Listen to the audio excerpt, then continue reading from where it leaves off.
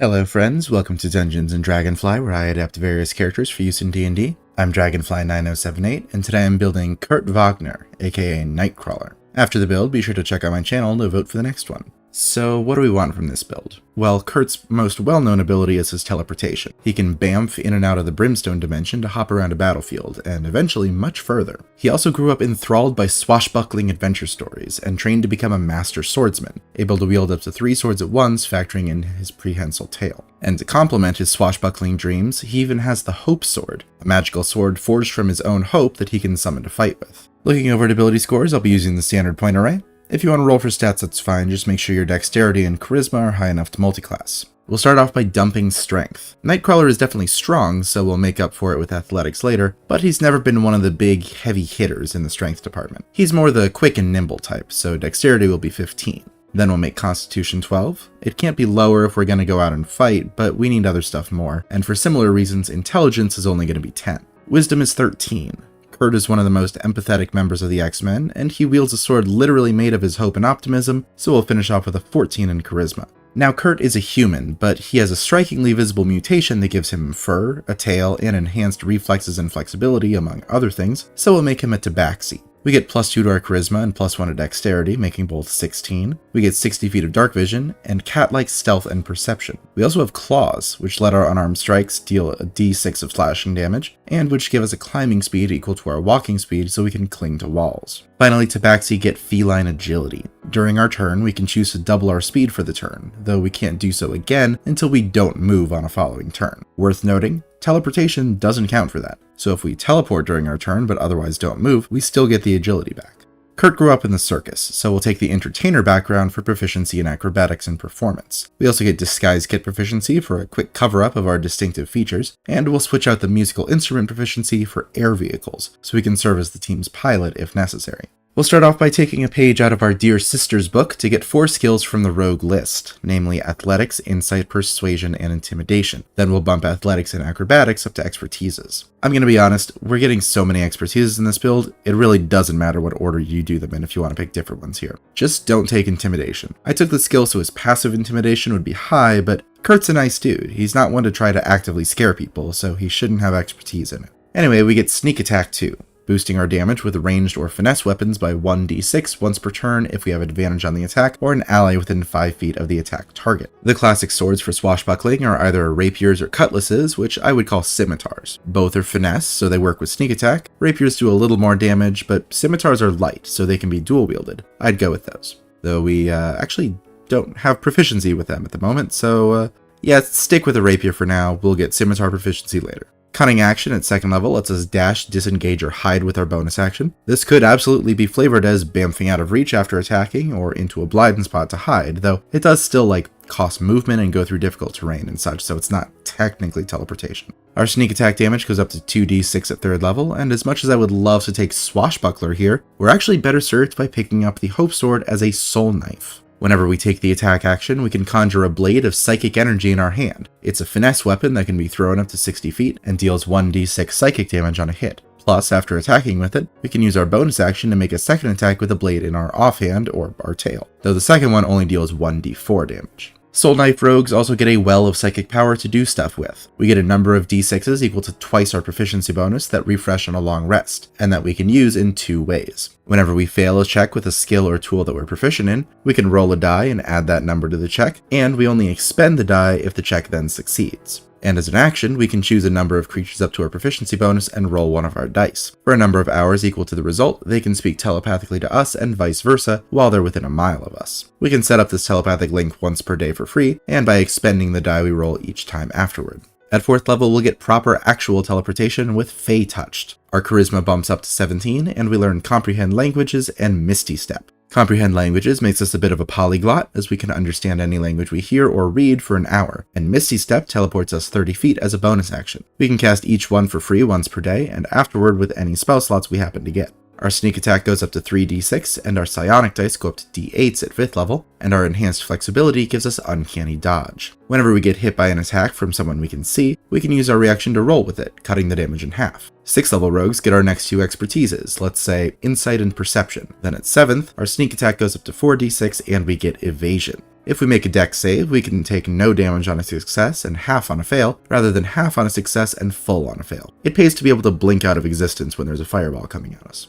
That's the last thing I wanted from Rogue, so we'll jump over and finish out the build as a Bard. Religion is going to be our free skill, since Kurt is a devout Catholic. Then we get Bardic Inspiration, a pool of d6s equal to our Charisma that refills on a long rest, and that we can hand out with our bonus action for our friends to add to an attack, ability check, or save. For spells, we're mostly interested in just getting more spell slots to use our Misty Step, but there are a couple spells that we can pick up here as well. Mage Hand is really the only cantrip we're interested in to serve as our prehensile tail. Then we'll grab Disguise Self for an image inducer to appear fully human for an hour, and Featherfall to use our teleportation to break our falls. Kurt does maintain his momentum when he poofs, but he can change the direction, so if he teleports so he's falling upward, he will slow down. Jack of all trades at 2nd level adds half our proficiency to ability checks we make that we aren't proficient in, including initiative, and Song of Rest can let us serve as a medic if there isn't a better one around, as our allies can heal an additional d6 whenever they use hit dice during a short rest. Our next two expertises are Stealth and Persuasion, then we'll get our Swashbuckle on with the College of Swords, finally giving us Scimitar proficiency so we can dual wield to our heart's content. To help along those lines, we also get the 2-weapon fighting style, letting us add our dexterity modifier to the damage of our offhand attacks. The big draw of Swords Bard is Blade Flourish. Whenever we take the attack action, our speed goes up by 10 feet for the turn, and if we hit a creature, we can burn a Bardic Inspiration die to perform one of 3 different flourishes. All 3 add the number we roll on the Bardic Inspiration die to the attack's damage. The Defensive Flourish also adds it to our AC for a turn. The Slashing Flourish deals the same amount to another creature within 5 feet of us. And the Mobile Flourish pushes the target a number of feet equal to the roll plus 5, then lets us use our reaction to move up next to them. For a flat speed boost without having to take the attack action, we'll grab Mobile at 4th level. Our speed goes up by 10 feet permanently, we ignore difficult terrain when we dash, and if we attack a creature, we don't provoke opportunity attacks from them, all of which is easily reflavored as teleporting around the battlefield. At 5th level, our Bardic Inspiration dice go up to d8s, and they refill on any rest, not just long ones. We'll also pick up tongues, so we can speak multiple languages, not just understand them. Then at 6th level, Sword Bards get extra attack, so we can finally make 3 attacks in a round if we're dual wielding. Plus, we can use Counter Charm to bolster our teammates, giving them advantage on saves against charm and fear effects for a turn with our action. Getting access to 4th level spells lets us upgrade our teleportation. Freedom of movement allows us to teleport out of non-magical restraints, and prevents us from being slowed, restrained, or paralyzed by magic. Then Dimension Door gives our Bamfing a lot more range, as we can teleport up to 500 feet, not just the 30 that Misty Step gives us. We can also bring someone along for the ride, which Misty Step also can't do. Our next ASI rounds off our Wisdom to 14 and our Charisma to 18, then our Song of Rest die goes up to a d8, and we'll get a better image inducer with Seeming. It works pretty much like a mass disguise self, since it can disguise any number of creatures within 30 feet of us. Now, we're really only interested in disguising ourselves, of course, but Seeming lasts for 8 hours compared to Disguise Self's 1 hour, so we don't need to keep reapplying it. At 10th level, our Inspiration dice top out as d10s, we'll get Expertise in Religion and Performance, and we get 2 Magical Secrets, spells from any list that count as Bard spells for us. First up is Far Step, for a more economical use of our spell slots than Misty Step. We use our bonus action to teleport up to 60 feet, then for up to a minute with our concentration, we can do it again every turn. Then with Steel Wind Strike, we brandish our sword and teleport around the battlefield, attacking up to 5 creatures within 30 feet, dealing 6d10 force damage on each hit. 11th level brings us 6th level spells, but there aren't any I want, so we really just get more spell slots to teleport with. I'm not complaining about that. Our last ASI bumps our dexterity to 18 for better dodging and swordplay, then our capstone is the 13th level of Bard.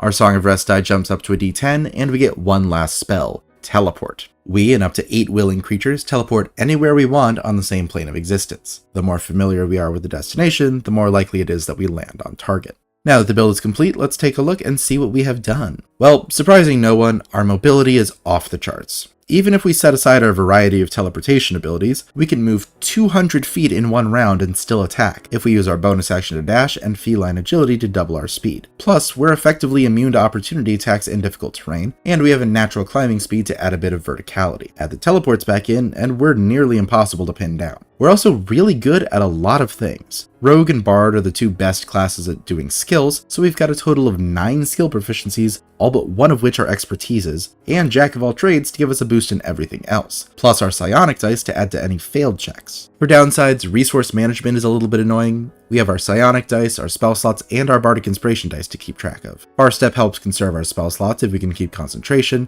We don't really need the psionic dice for much, and our bardic inspiration dice refresh on short rests, but it is still a fair bit to keep in mind. We also don't have a great ranged option. The psychic blade can be thrown up to 60 feet, but beyond that we're pretty much down to teleporting as close as we can, which can lead to us being outnumbered and vulnerable. One thing to remember, we really can't teleport twice in the same turn, so if we teleport into a conflict, we have to wait a turn to teleport out.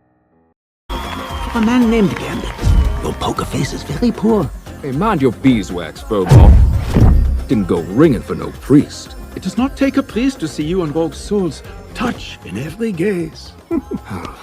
Ain't the touch she be looking for. You Americans, so theatrical. Life is violins and close-ups. I blame soap operas. Just marry the belle and be done. Thank you for watching, friends. I hope you enjoyed the build. Head on over to my community tab if you want to vote for the next character for me to do. This week is between Mash, Ida the Owl Lady, Astolfo, and our runner-up from last time, the Demo Man. If you have any feedback or suggestions for characters you'd like to see me build, please leave them in the comments below and they could show up in a future poll. Leave a like or subscribe if you want to see more.